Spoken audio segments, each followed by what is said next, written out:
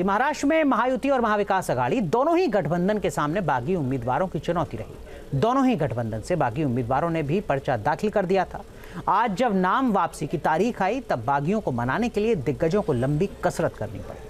उद्धव और शरद पवार जैसे लीडर्स को डायरेक्ट चेतावनी भी देनी पड़ी। दिन भर की दौड़ के बाद कई बागी मान गए तो 9 बागी अभी भी चुनाव में बने हुए हैं। सबसे दिलचस्प रहा भिवंडी पश्चिम सीट, जहां 12 प्रत्याशियों ने अपना नाम वापस लिया, लेकिन वहां अघाड़ी को कुछ नहीं मिला।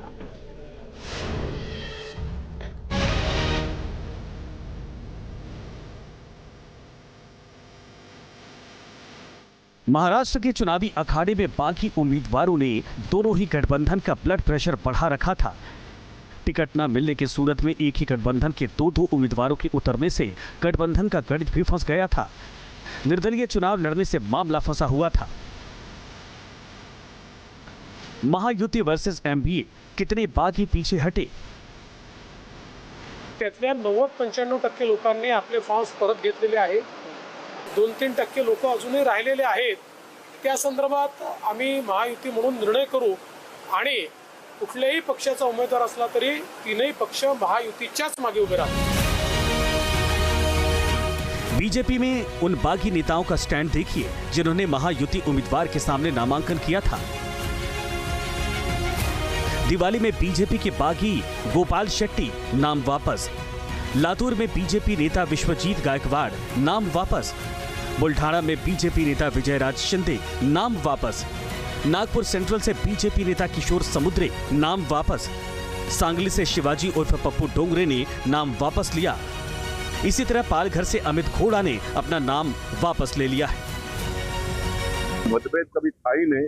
एक मुद्दे को लेकर जो भी बातें चली उसको हमने चलाया और मुझे लगता है कि सही जगह पर वो पहुंच गया है। और क्या हुआ, कैसे हुआ, ये कहने की कोई आवश्यकता नहीं। पार्टी के नेता बहुत बड़े हैं, पार्टी बहुत बड़ी है, व्यक्ति हमेशा छोटा होता है। इससे मैं आज भी छोटा अपने आप को महसूस करते हुए मैं पार्टी के लोगों से भी कहूंगा कि मेरे से अगर कोई गलती भी हुई होगी तो उसको वो क्षमा करें। बागी उम्मीदवारों में महायुति की शिवसेना और अजीत पवार की एनसीपी का भी गणित बिगाड़ा। देखिए उनके कितने उम्मीदवारों ने कहां-कहां नामांकन किया था, जहां अब मैदान छोड़ना पड़ा। अंधेरी ईस्ट से स्वीकृति शर्मा ने नाम वापस लिया। बोईसर से जगदीश धोड़ी नाम वापस। श्री रामपुर से प्रशांत लोखंडे ने नाम वापस लिया। दिंडोरी से धनराज महाले, इन्होंने भी अपना नामांकन वापस कर लिया है। अजीत पवार में नवाब मलिक और उनकी बेटी सना मलिक को लेकर तस्वीरें अभी साफ नहीं है, मगर 3 सीटों पर अजीत पवार ने भी अपने बागी उम्मीदवारों को मैदान छोड़ने के लिए राजी कर लिया है। वहीं महाविकास अघाड़ी में कसरत इससे कहीं ज्यादा रही। बागियों को उद्धव को देनी पड़ी चेतावनी। काय होते ते बघायचे तर कृपा करून एक 3 वाजेपर्यंत आपण सगळेच जण संयम ठेवूया। 3 वाजताचं चित्र जे काय आहे ते जगासमोर येणार आहे, तर त्याच्यानंतर आम्ही काय करायचं ते आम्ही ठरवलं। शरद पवार को साफ करना पड़ा स्टैंड। या आघाडीचा कुणाचाही काही संबंध नाही। हा निर्णय त्यांचा, पूजेचा निर्णय त्यांचा होता। उद्धव ठाकरे की शिवसेना से बागी उम्मीदवारों ने अपने नाम वापस ले लिए। उनमें धारावी, औसा, रत्नागिरी, येवला, अलीबाग, उस्मानाबाद। शरद पवार के एनसीपी से बागी उम्मीदवारों के बैकफुट पर आने वाली सीटें येवला, यवतमाल जैसे सीटों पर गठबंधन के अंदर लड़ाई का खतरा टल गया। वहीं कांग्रेस में भी बागी उम्मीदवारों की लंबी फेहरिस्त थी। पिछले 4 दिनों से जारी मंथन का असर रहा कि तमाम बागी गठबंधन के रास्ते से हट गए।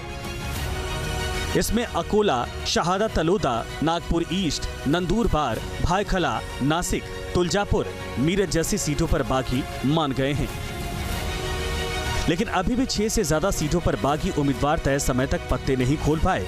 यानी ये माना जा रहा है कि इस बार गठबंधन के अंदर भी कई सीटों पर फ्रेंडली फाइट का सीन देखने को मिलेगा। मुंबई से विलास अठावले।